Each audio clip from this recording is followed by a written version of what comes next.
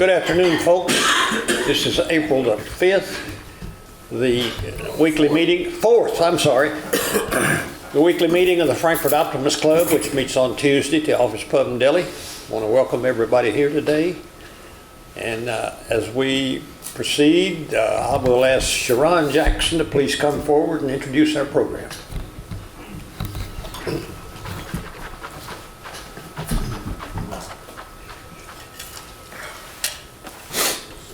Afternoon, everyone.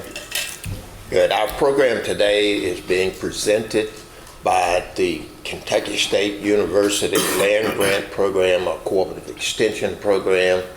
The program is provided by Ms. Arletha Bernard and Mr. Gil Finley. If they believe you need to know anything in particular about their background, training, etc., I will allow them the opportunity to share with you what they believe you should know. At this time, I would ask Ms. Bernard and Mr. Finley if they would step forward.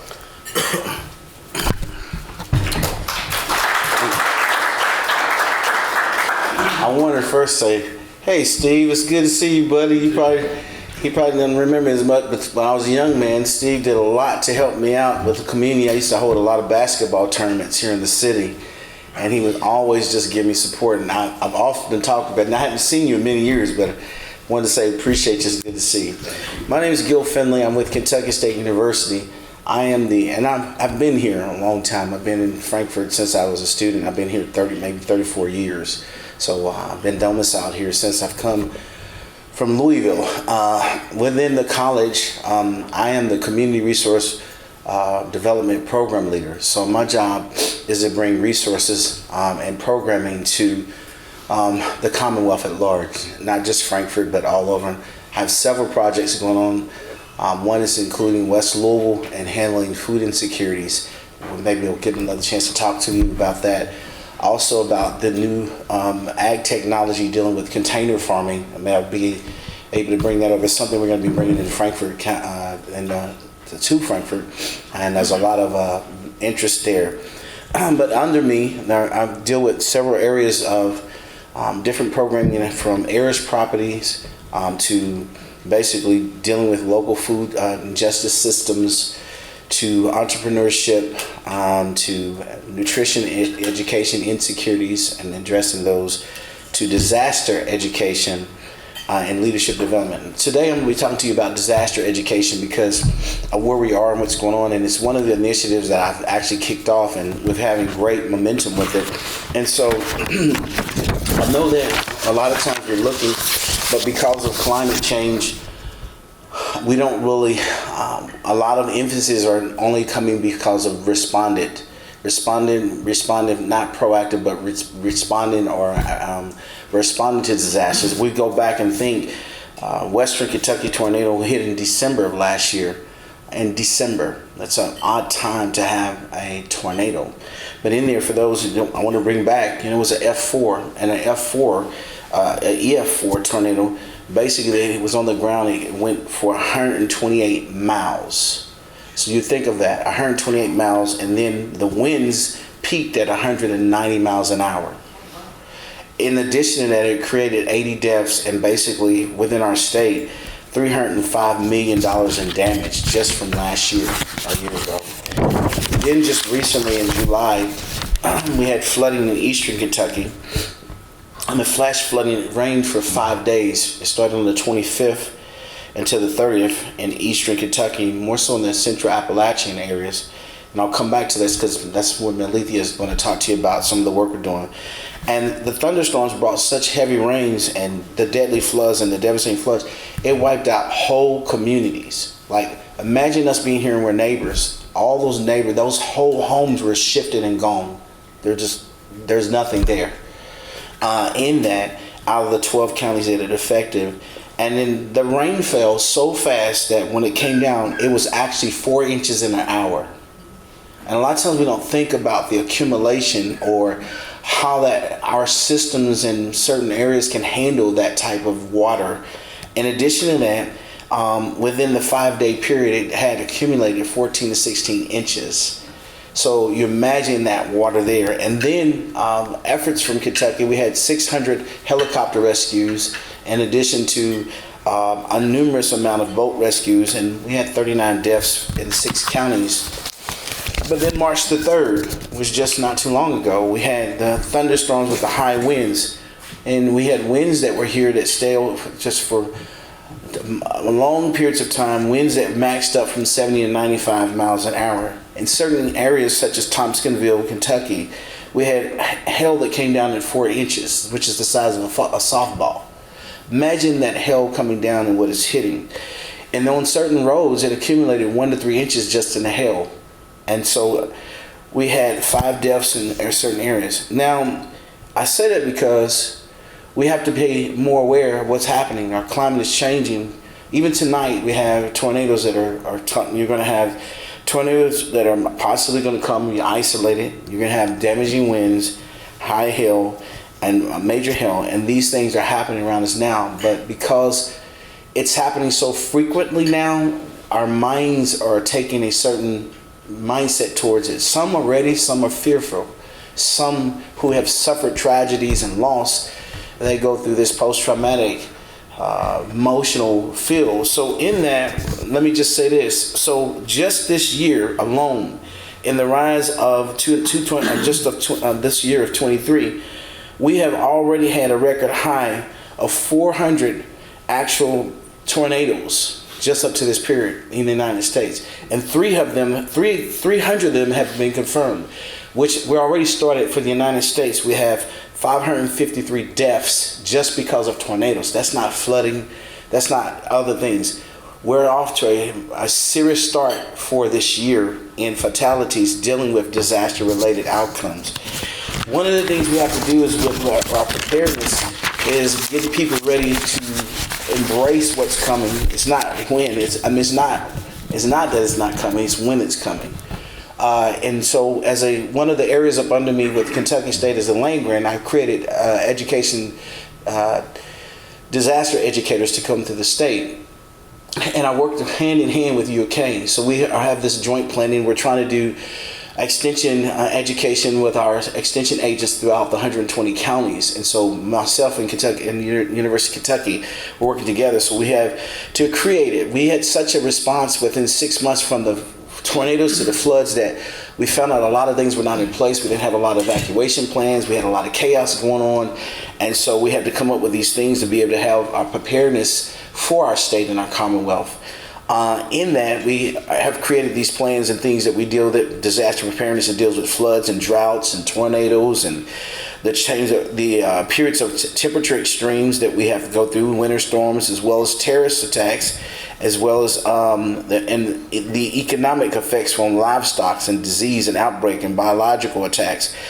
Not including things such as the industrial disasters that have and railroad derailment that we didn't even know. We were preparing for this prior to these things happening because they're happening frequently now. In addition to that, fires and one of the most things that we have to talk about, but then also now we have the tragedy of active shooter training more than ever before because it's entered into our schools, into our churches, the safest places we have. Now we have to be watching out for these things with preparedness of mind and heart, what does happen when something breaks out. So these are the things that we are working on. And so out of this, myself and Alethea, I was actually contacted by the eastern part of the state, and I would like to share something with you before she comes up. So my grandfather was on the plantations of Alabama, migrated with the migration from Alabama to go into the coal mines because that was the next thing that was promised to them. And that was to leave the plantations to get housing and insurance to work in the mines to be able to handle families. My family is a large size. They moved to Harlan, Kentucky, and both of my grandfathers died from black lung from working in the coal mines. So me being at Kentucky State, there is a remnant of people that are in Eastern Kentucky. There's 3,000 Afro-Appalachians that are there. They're descendants, basically, of those coal miners. I get a call, what's happening in the eastern part of the state, none of us really have gotten the attention that we need to recover from the flooding. So they called me. I'm in Kentucky. but I also have roots there. And it's not the affiliation with me then. It was the fact that I'm in this type of business now, or education. So with that, we decided to try to figure out how to help them from Kentucky, because Kentucky State University's mission is to help these rural urban areas and targeted audiences, and to help navigate resources and help to them to recover from such tragedy. So in that, myself serving as the 1890s, so there's 1890s are historically black colleges and universities.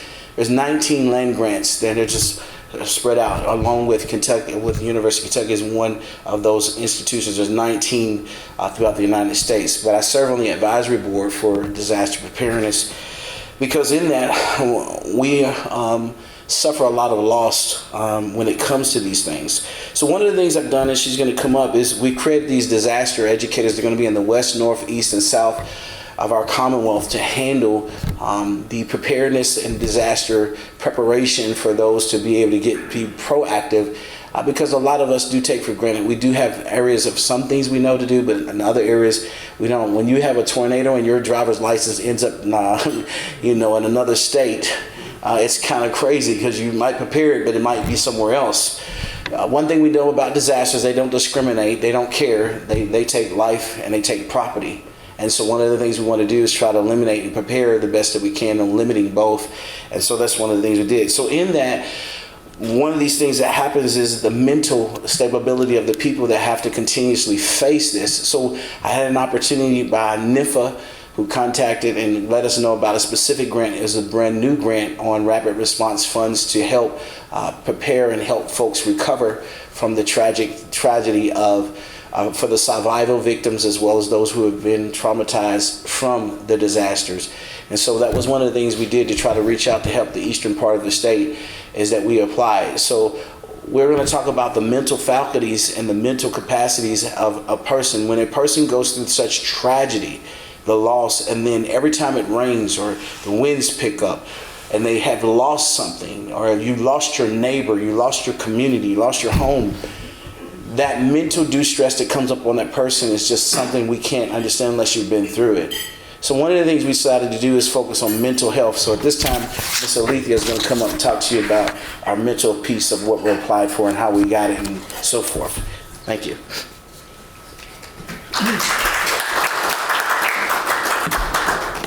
Thank you. It's wonderful to be here. And first of all, thank you all for having us. Thank you for the invite.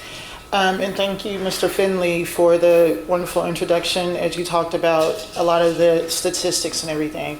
My name is Alethea Bernard, and I have a dual appointment at the university. I have not been at Kentucky State University quite as long. I'm only a little over a year old. However, I've been in the field with health equity, systems and process improvement, and doing policy liaise and working with community advocacy for well over about 20, 25 years. Every time I say it, I have to add a year or two. But one of the things that we decided to do is, a lot of times, I'm sure we all, we're number one, we're part of organizations like this. So we've sat at the tables where we were offering resources to people who needed them.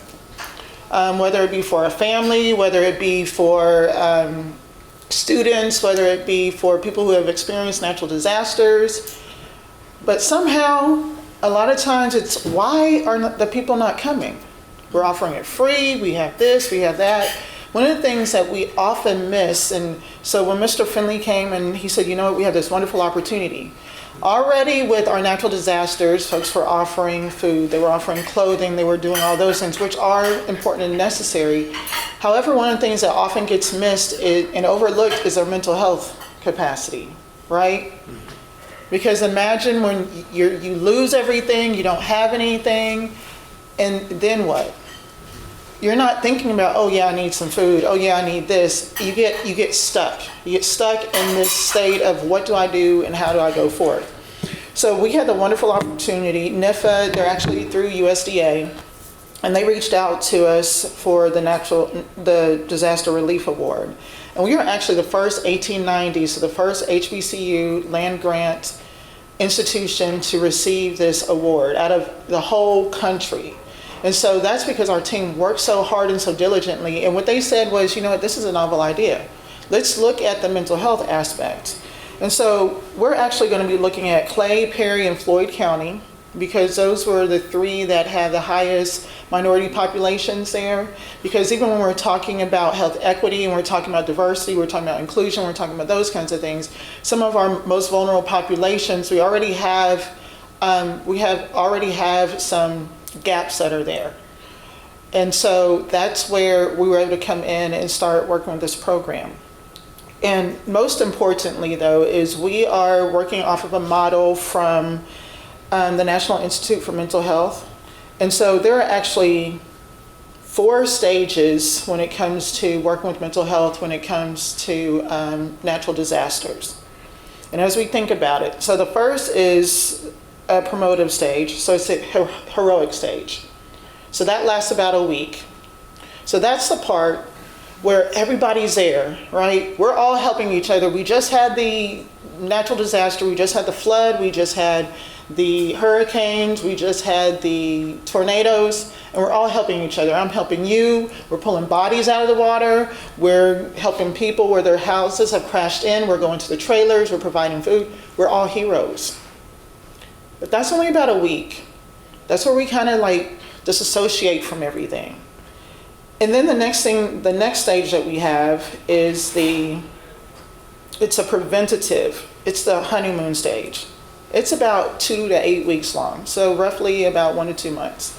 That's where everybody comes in, right? The president comes in, the mayor comes in, all the groups come in, and your county, your space, your neighborhood that you completely lost, it gives me chills. It's like, we're important to somebody. We're finally important to somebody, especially when you come from rural areas. We're finally important to somebody. And we're thankful and we're grateful, but that's the honeymoon stage. And then within a couple of months, we're not on the news anymore. It starts to feel like we're not as important, even though we are important, but there's another natural disaster, life still goes on for everybody else.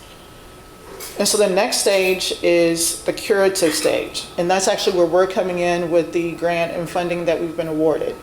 The curative stage is about 2 to 36 months. So we're talking about 2 to 3 years on average. And that's the disillusionment.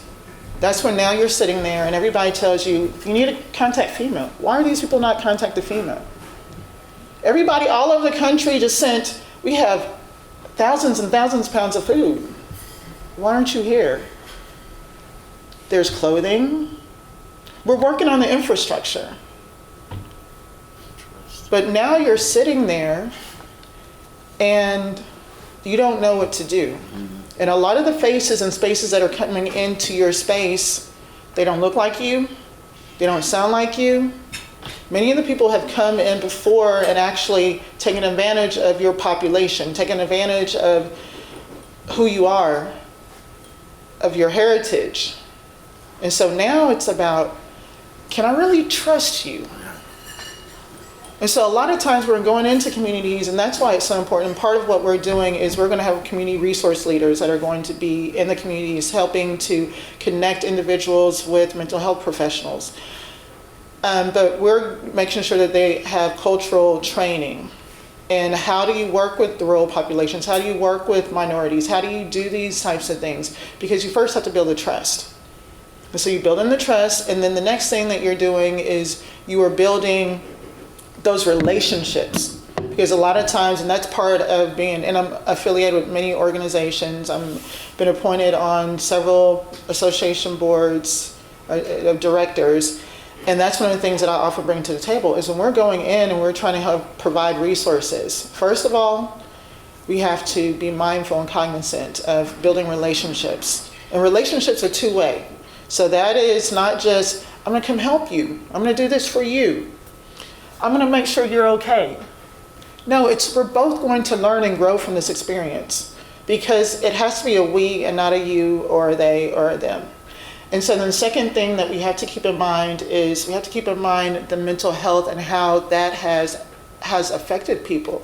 And when we're talking about, especially like Eastern Kentucky, even small rural areas like Frankfort and Franklin County and a lot of these smaller towns, is that a lot of these disasters, and so I want to remind folks of what disaster means. Right now we are talking about natural disasters, but disasters are anything that can come and it causes such a significant impact that it truly changes your life and it changes your perspective on life.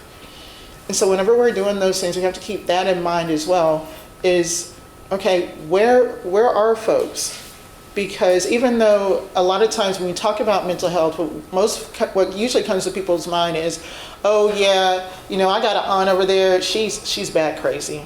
Oh, she's a little touched, he's a little touched. And so that stigma, we have to remember the stigma that's there. And mental health is simply your emotional well-being. Yes, folks are going to be suffering from post-traumatic stress disorder. Yes, people will have multiple anxieties. Yes, there might be some bipolar and some of those extreme cases. But in a lot of cases, I've just been through a whole lot. I need to talk to somebody. However, what we have to have is we have to have the professional individuals that are there. And a lot of times when I'm working and I'm going out as well, and as we're going forward, is being there and having that understanding. But first, understanding that that mental health component must be met.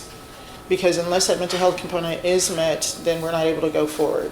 And so, but going on with what we're doing with this, the technical aspects are, we are going to be working in those three counties, and we are going to work with them we're going to provide, more than likely it's going to be through telemedicine, because the infrastructure isn't there because of the natural disasters. And so we're going to have mental health professionals that are going to first do an assessment, do an intake, and do an exit. And then our community resource leaders are going to help the individuals with having the support network, right? So the holistic aspect. So it's not just about being able to have to be connected with somebody that you can talk to and that can work with you, but what about transportation, right? What about funding? What about where am I going to be? So all those kinds of things. So they're going to help them with that. And then the goal is to start building a network and a system of mental health, because a lot of it was resource depleted before.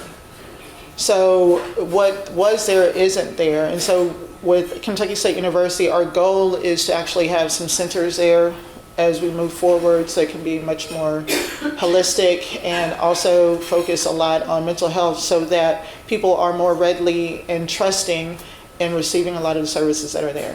And I'm looking at the time, my parents were in the military. So thank you, and if you have any questions for us. I want to wrap up by saying this. So what's some of the things that you can benefit from, and how do you have a takeaway? One thing I think is important, one of the things we want to say that I didn't say, why it's hard for African Americans to receive help. Because one is trust. You come from small communities, there's histories that are histories that created trust issues or value issues. And so with that, sometimes they don't trust because they have their own circles. It's not that the resource is not there, it's just the history that keeps them from that.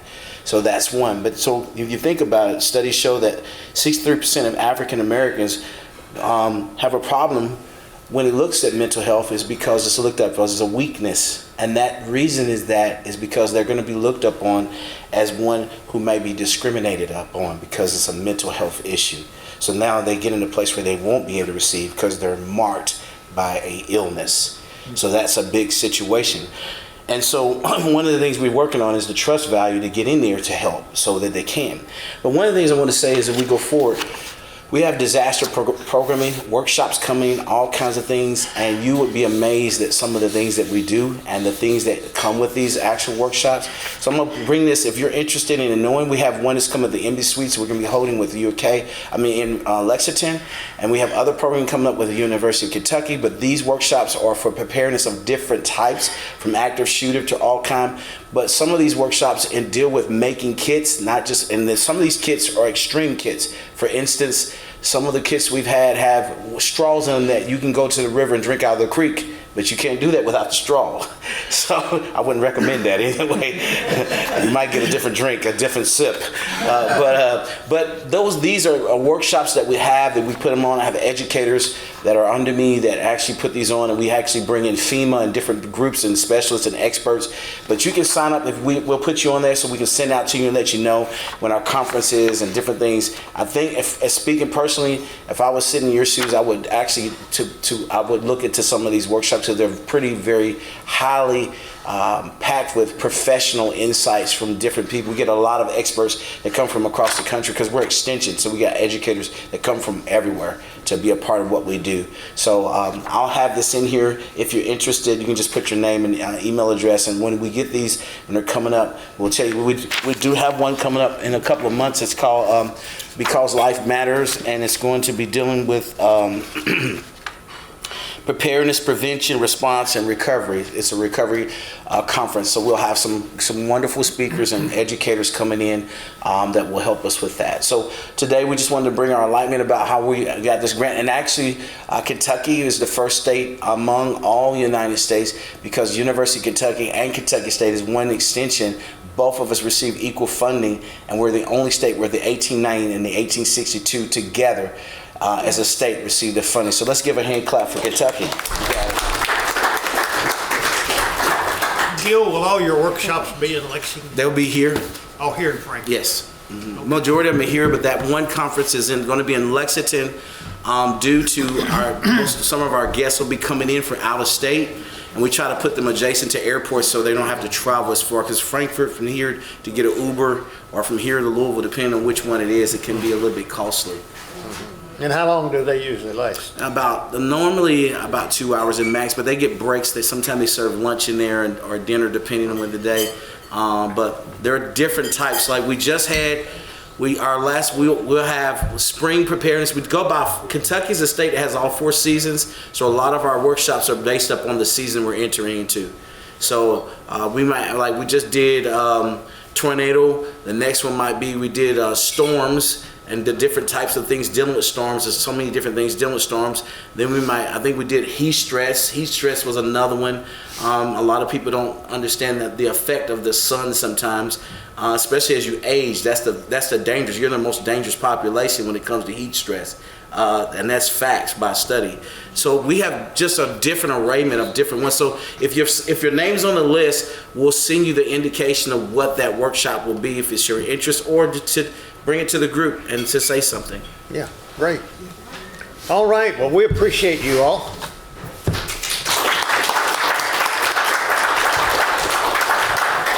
I think these folks would make good optimists, don't you all?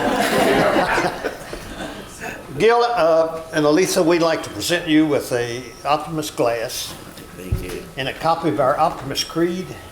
Thank you. Thank you. And I don't know if you're familiar with that or not, but that's our appreciation for you folks coming to speak to us today. Thank you. Great program. Appreciate it. All right, anything before we go?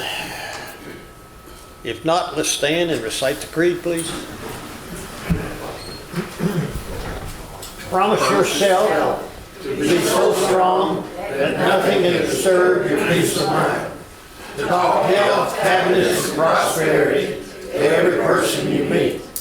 To make all your friends feel that there is something in them.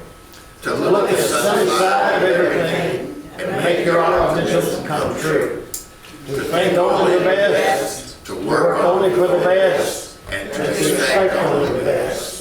To be just as enthusiastic about the success of others as you are about your own. To forget the mistakes of the past and press on to the greater achievements of the future. To wear a cheerful countenance at all times and give every living creature you meet a smile. To give so much time to improve yourself that you have no time to criticize others. To be too large for worry, too noble for anger, and too strong for fear, and too happy to permit the presence of trouble. And thank you, Sharon, for inviting these great people.